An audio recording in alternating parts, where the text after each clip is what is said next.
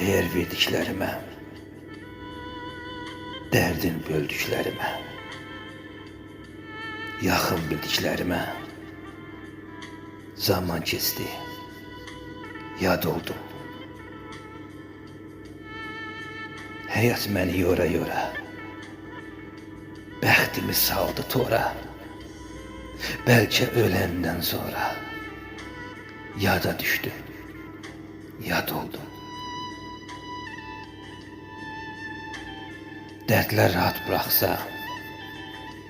xoşbəxtlik üzümə baxsa, gözləyirəm nə vaxtsa,